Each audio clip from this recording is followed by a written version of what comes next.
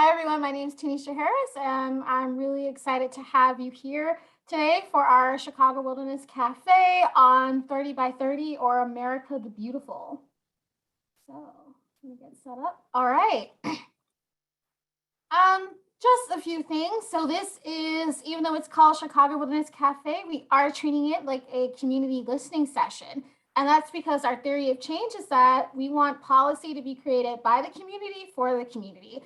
And we believe that when you have community engagement that is robust, comprehensive, and inclusive, you create the best policy solutions that help everyone, not just a select few. And Illinois' success, but also thinking about all of the people here from the Great Chicago Wilderness Ecoregion is a direct result of community collaboration. So please know that we are expecting everyone to participate, whether that's in the chat, verbally, or through the listening session survey that my colleague Lindsey is going to put in the chat. We really want to hear from you and hope that you will see this as an opportunity to engage in discourse about 30 by 30. So we're going to launch some polls as our first way of getting people to engage. And we just want to know a few questions. One, if you've heard about America the Beautiful, or 30 by 30 before this cafe. And two, what are the importance of protecting nature for you? And Laura's going to get that poll on the screen.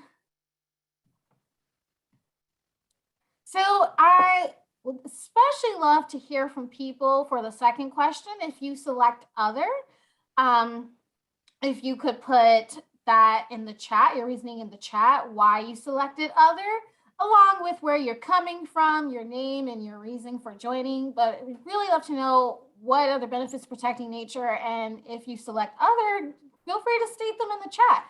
We do have our moderators monitoring the chat, so feel free to engage in discourse there as well. There will be people looking out for it to flag it for Stacy and I, but also engaging with you as we're there. Oh, I love it. We have 70 people on and 44 completed. I think we'll give it a few more seconds and then we'll end it, but I'm pretty sure we can get 100% of people on here. And I know some of you are joining by phone. So those of you that are joining via phone, there will be a follow-up email about this cafe with the recording and how to get in touch, but we'll also link to the survey that people will complete on the phone in the follow-up email. So your voice is also heard. All right, I'm going to give it 5 more seconds before, and then we'll close out the poll.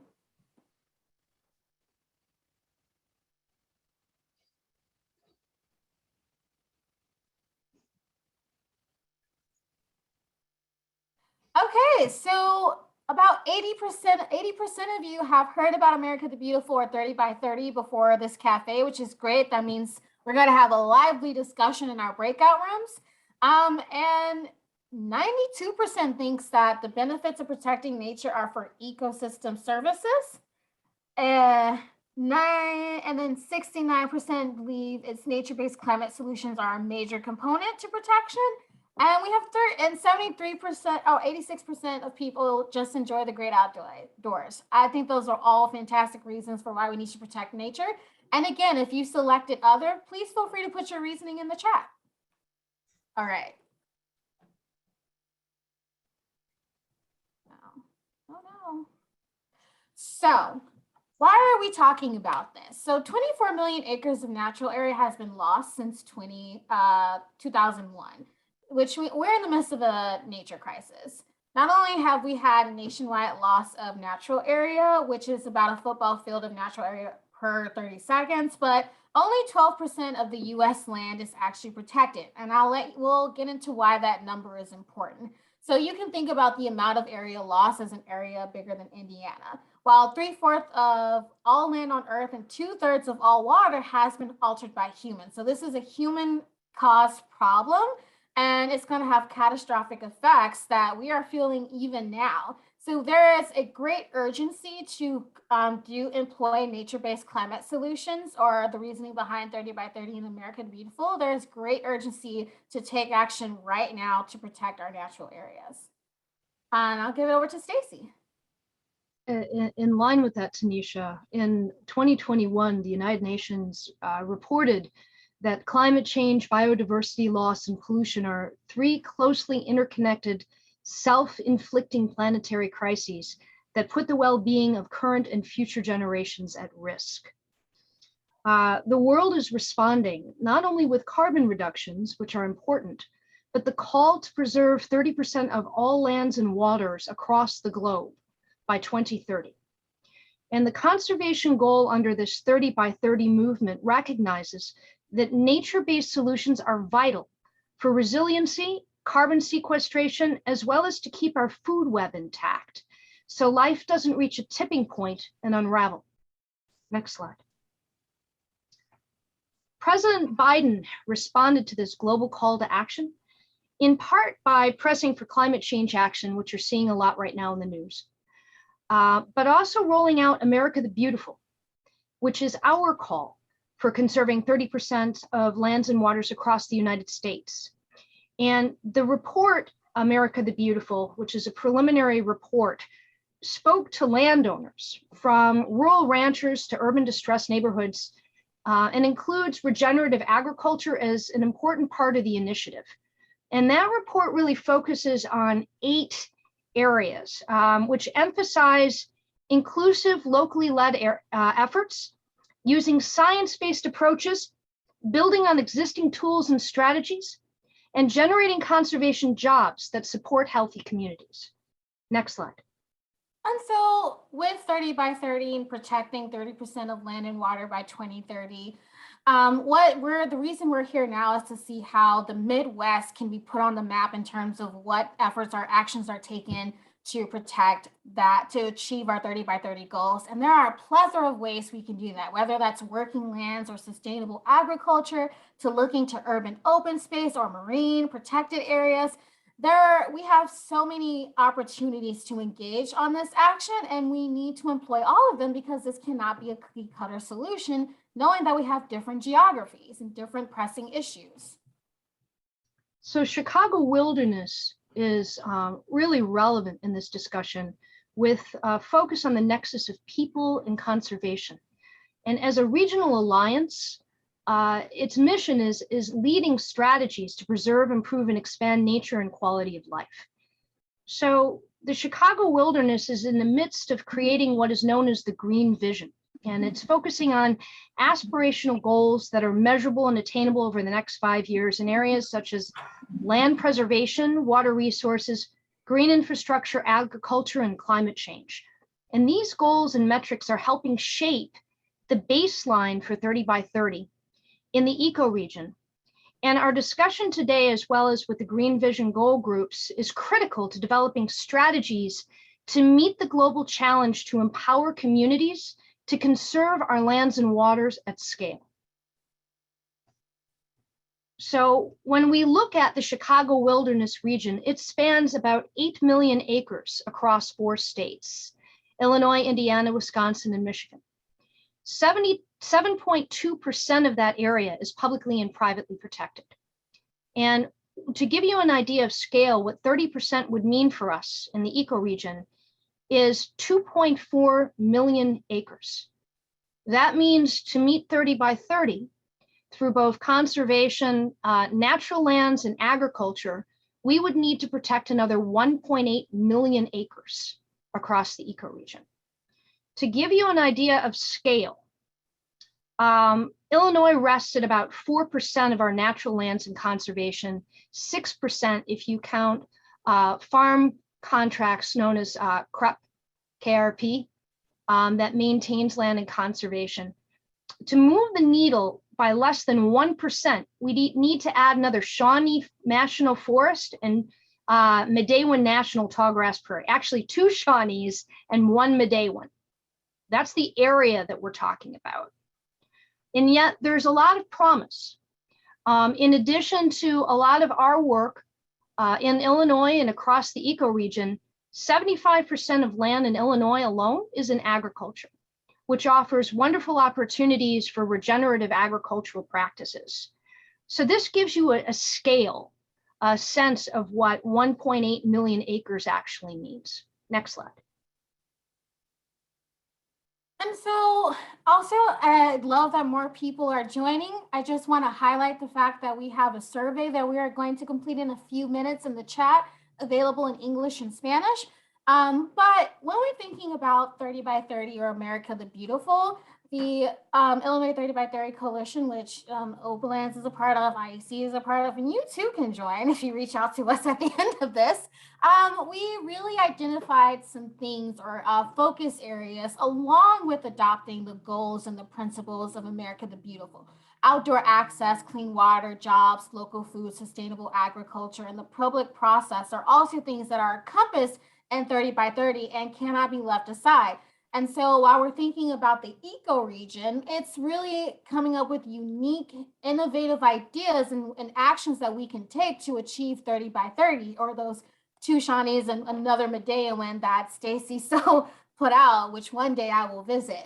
But I just want to take a pause. If people have any questions or comments, please put them in the chat. We do have moderators available to engage with you there. And if there is something that is extremely pressing that we want to bring up to the group, we will definitely talk about it. But now we're going to move into, our survey. And so the links that are in the chat, please complete that. That is the data that we're going to use as we head into the next iteration of what these community listening sessions are. And so if you don't do anything else today, please complete that survey, which Lindsey and Laura are posting in the chat. Okay, so we're going to talk about urban open space. And one of the reasons we're doing that is because, some areas have cities like Chicago, and you can't ignore an urban or a metropolitan area when thinking about 30 by 30.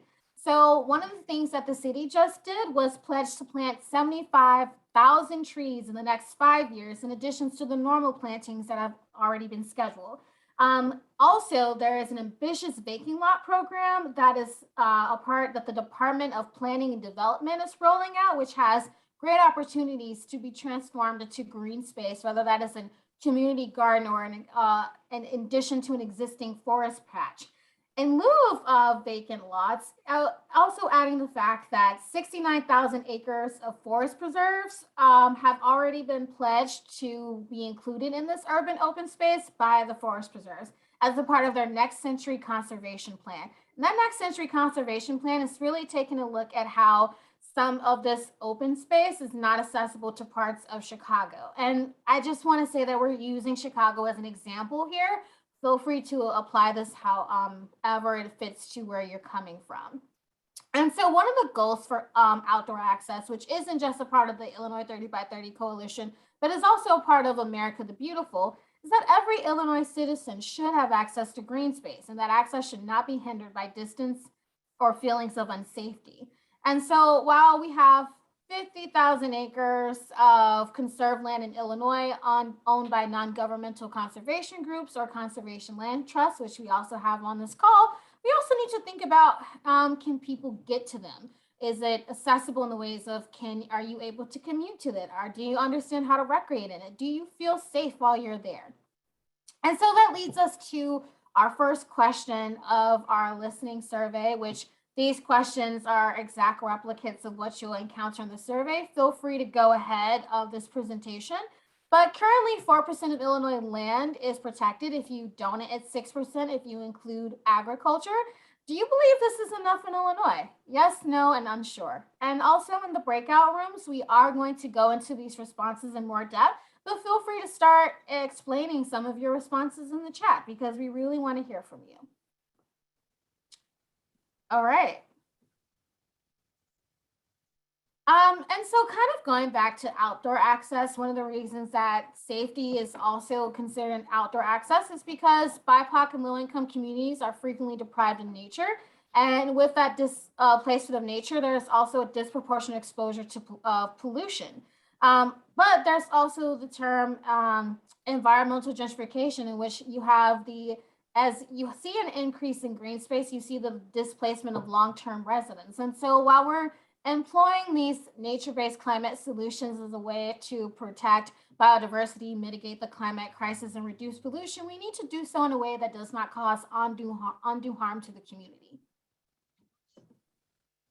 And so thinking about barriers, what are some of the barriers to accessing nature for you? And if you don't have any, feel free to say that in the chat. Maybe you live within a rock throwing distance of a forest preserve. I will say that I'm very envious if you do, but we really want to know what are some barriers that can be overcome in your community, and tell us a little bit more about them. All right. And apologies if it seems like we're going through this really quickly. We really want to get to the discussion part of this. And then what do you do in nature? So when you do recreate and when you are finally there, what are the things that you enjoy doing? Oh, thank you, Barbara. I see you put safety in there, some of the barriers to access. We can discuss that later on in the breakout rooms. But when you are in nature, what do you enjoy? Hiking, paddling, biking, fishing. Please select all that apply. And if there are some things that we're missing, feel free to put it in the chat.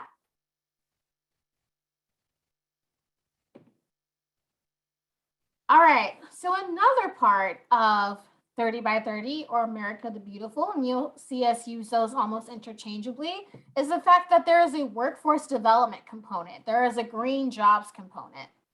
And while these statistics are taken from some of them are taken from Illinois, some of them are nationwide, we want to share that the Civilian Climate Corps would allocate $50 billion towards locally driven conservation and restoration jobs that are fair wage and sustainable. There's a lot of movement towards green jobs and apprenticeships, which do also employ young people or people from all walks of life. There's a huge focus on increasing private sector jobs in all communities that work on issues close to home. So these are the most important to the priority, needs, and values of neighborhoods.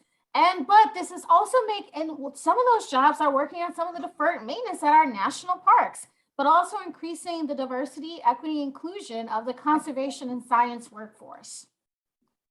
So, which of these do you think is important to consider when hiring people to work at farms and conservation areas in your community? Feel free to rank these 1 to 6, but if you think there is a better way this question should be presented, also feel free to share that in the chat. If there's something missing, go ahead and check other and fill in the text box and let us know why you selected other.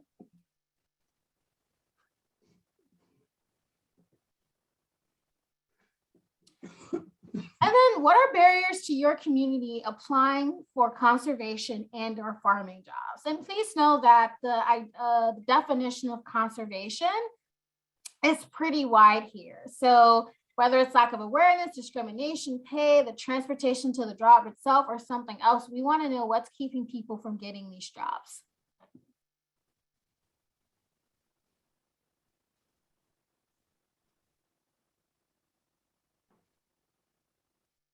And there's also a local food component. And this is thinking more of the hyper-local aspect. So sustainable agriculture is very zoomed out, large scale farming operations, but there's also local food. One of the goals for the Illinois 30 by 30 coalition is that every Illinois resident has access to healthy, environmentally sustainable, and ethically sourced food, including but not limited to the right to grow their own food. And so I would love to know if people know what Illinois' primary crops are. It's definitely okay if you don't know what they are. I know not everyone on here is from Illinois, but if we can have someone go ahead and put that in the chat, that would be wonderful.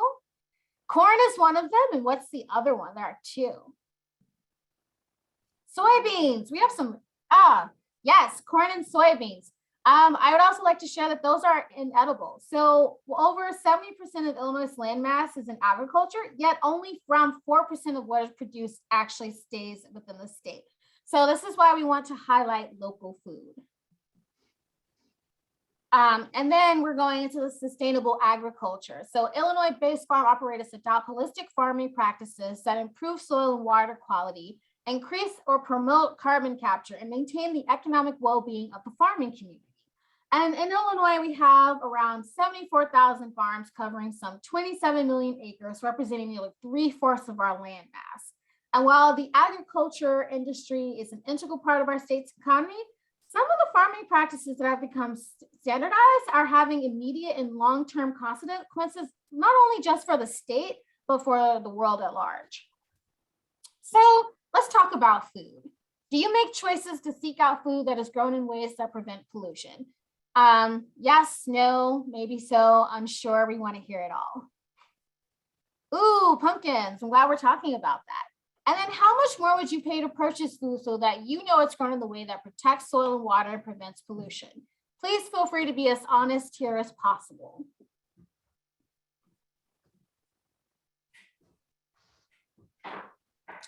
And then on a scale of 1 to 10, how easy is it for you to find local food produced in your community? With 1 being very easy, again, it's just a rock throw distance away, to 10 being very difficult.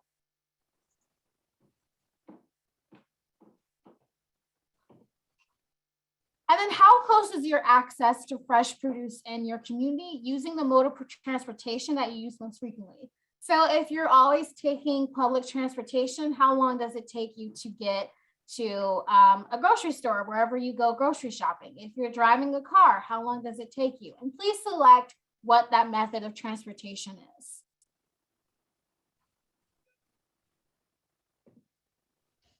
And then we also have the public process. And so this is really thinking about how much communities are engaged and what developments happen in their communities. How often does it feel when communities are left out when it comes to decisions that made to impact them?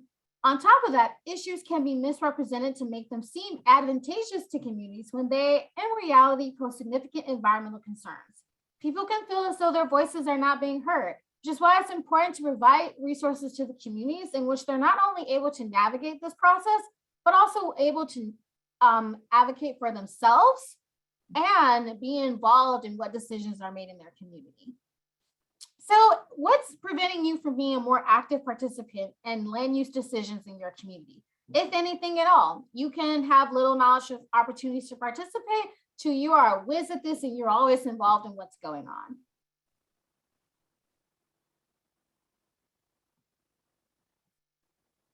Thanks, Tonyisha. So I'm going to talk a little bit about clean water and give you 2 different perspectives.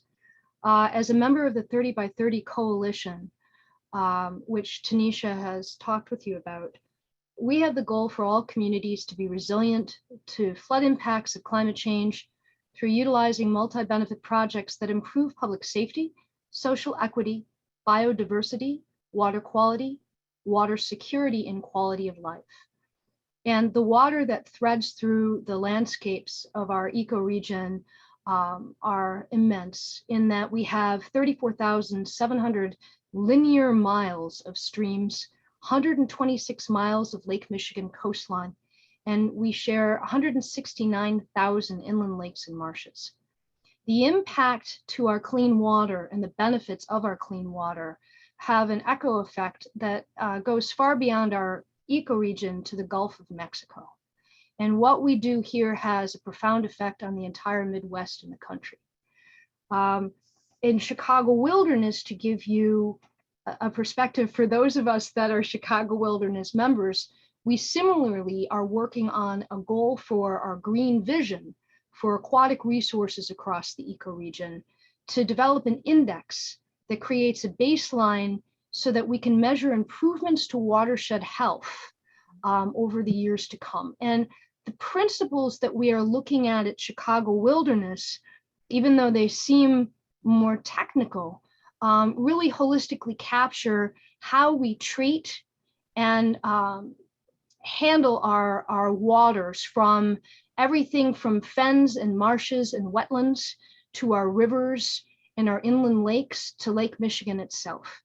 The principles that we're looking at is connectivity, how our lakes and rivers meet, and the exchange of water for wildlife and people and everything that lives within our waters. Physical integrity, that means the actual structure of all of our waterways. Restoration and maintenance of the beautiful quality that we have of many of our lakes and streams. Health means both human and aquatic life. Source protection means protecting our water supply. Restored absorption means putting water into the ground through both nature-based solutions and green infrastructure. And then resilience to climate change, such as reducing flooding or eliminating flooding, especially in our most distressed communities. Tonyisha? And so since Stacy already teed us up for this question, how often is your life impacted by flooding? Maybe it's less than one time a year, maybe it's great as 10 times a year. We really want to know how the impacts of climate change are affecting communities and the people on this call right now.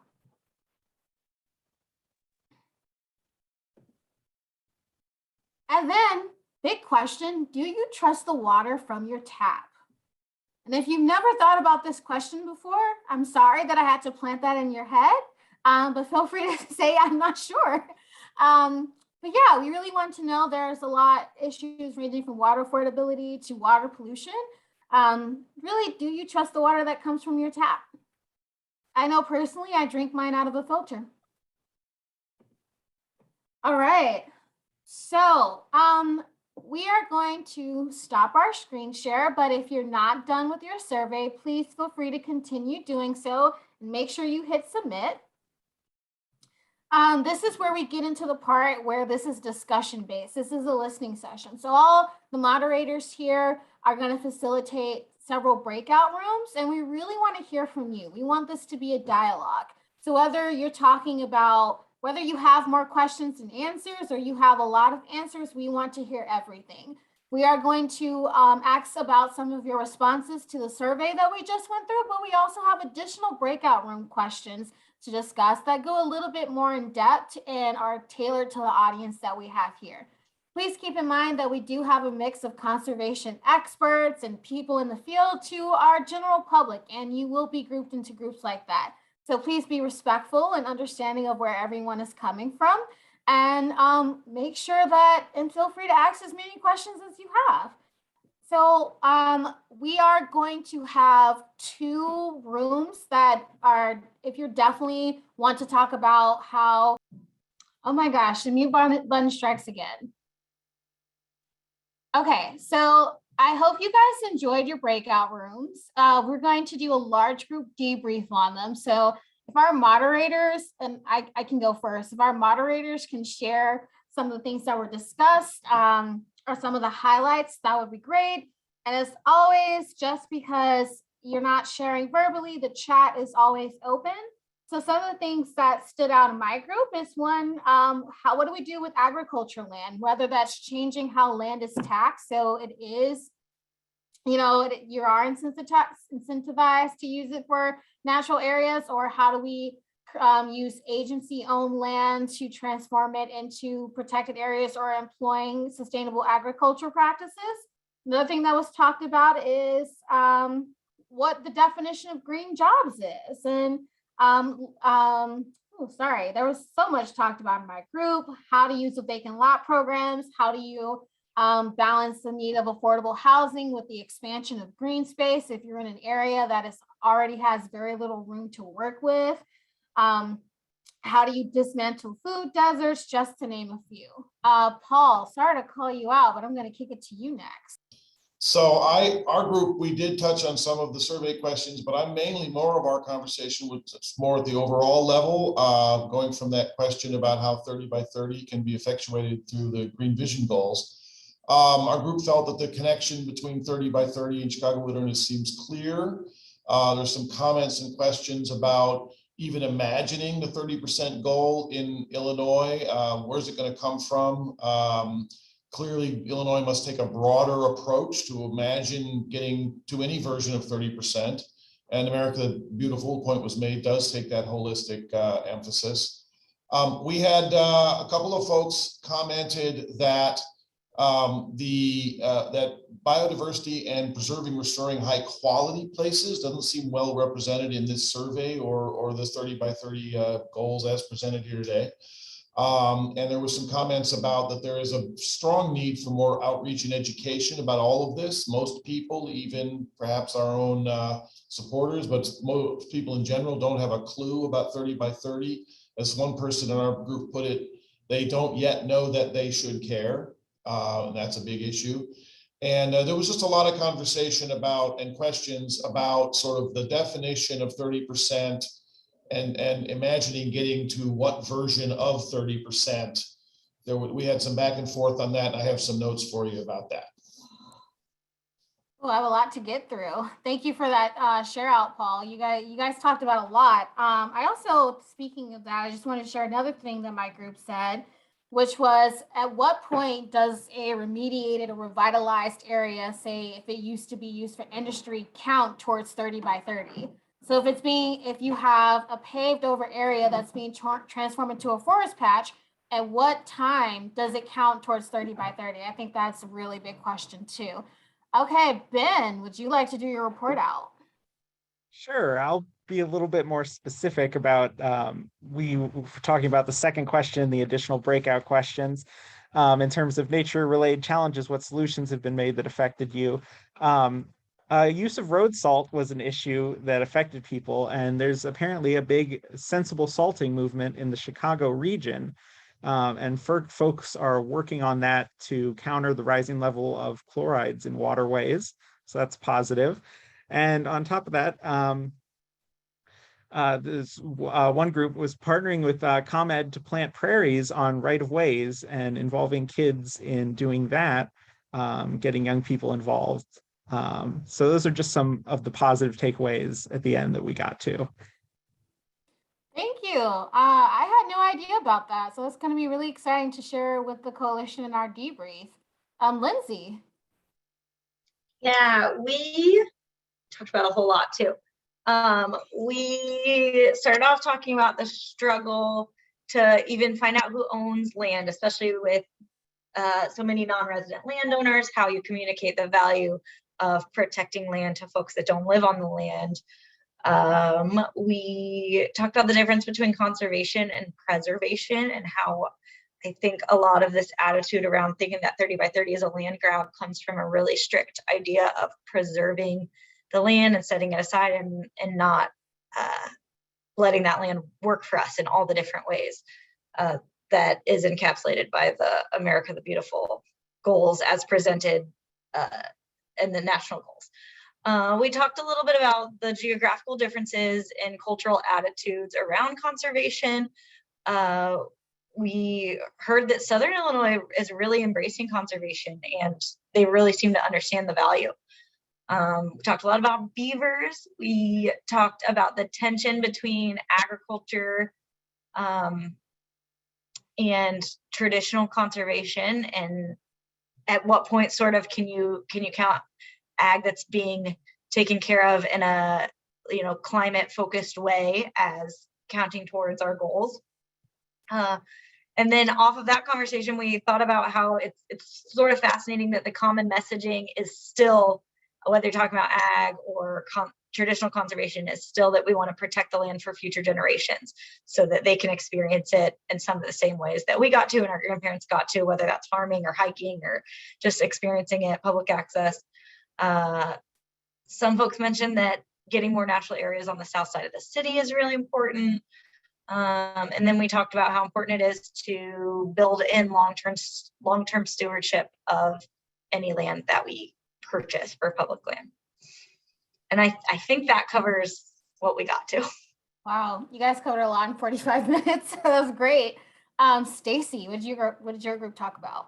I'm going to give Andy a chance to report out if she wants to. If not, I'll cover it.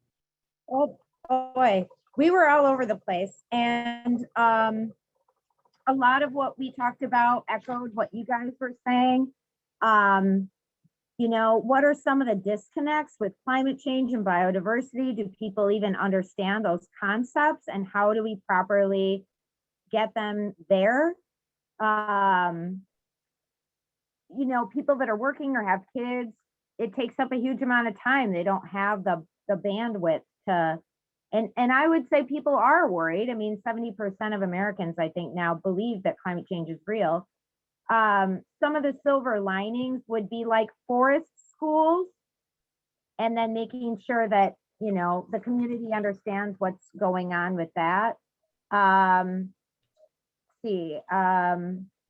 Lots of farmers in Iowa are waking up and they are becoming concerned, and I can echo that for Illinois and even up into Wisconsin. And I think nationwide, the Farm Bureau finally acknowledging climate change has made a big deal. So that's good.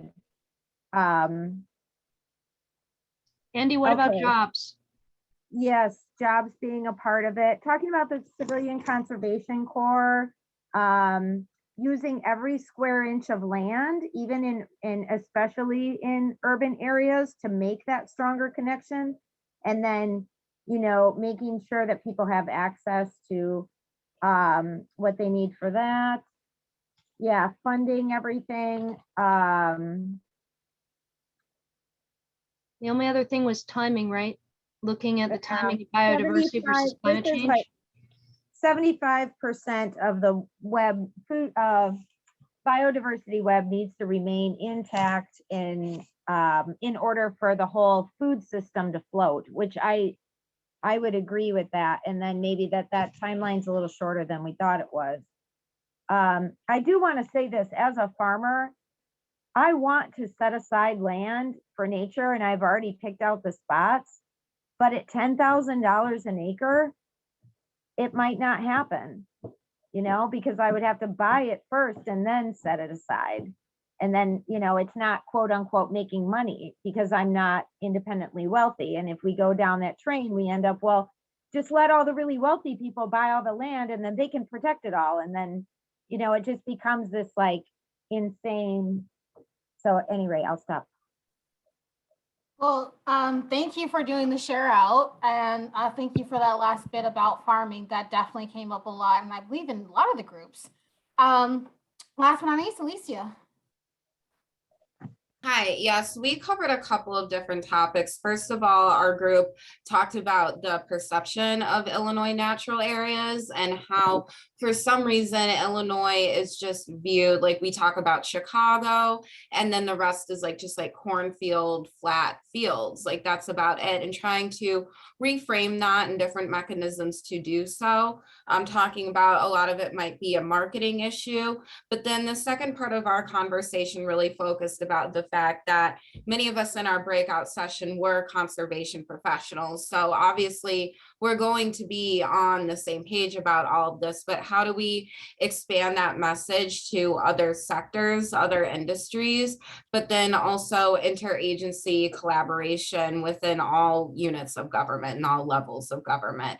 Certain issues, Michelle Uding actually flagged this one. So for example, when we talk about public transit access to forest preserves, well, it might not be the forest preserves who have full authority to solve that issue. You need to collaborate with transportation agencies as well. So that really was a big bulk of our conversation there. Well, thank you all for that. We are now at the close of our cafe. I want to thank you all for participating. We had a great turnout. It sounds like the discussions were not only very well attended, but a lot of productive conversations happening that we just can't wait to sift through.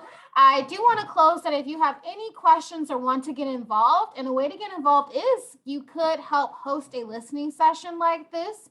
You could help out with a focus group. You can get informed on when to participate in a focus group, and a focus group is parsing out those really specific themes. So, and going a deeper dive into a specific topic as opposed to covering most of it in a very short time. Please feel free to reach out to me at tharris@ilenviro.org. This will also be in the follow-up email. Stay tuned for more information about 30 by 30 America the Beautiful. I can't imagine this is certainly the last time you'll hear about in this context. And if you have any feedback you want to share about this process, please feel free to reach out to me. And don't forget to complete the survey if you haven't done so already. And feel free to share that with your friends too. I'll give it, Laura, is there anything else we need to cover before we close out? No, thank you very much for coming, and please attend our future cafes. We really appreciate having you all here today. We will send out the recording and the links with the survey and additional information as well. All right, well, thank you, everybody. Please enjoy the rest of your day.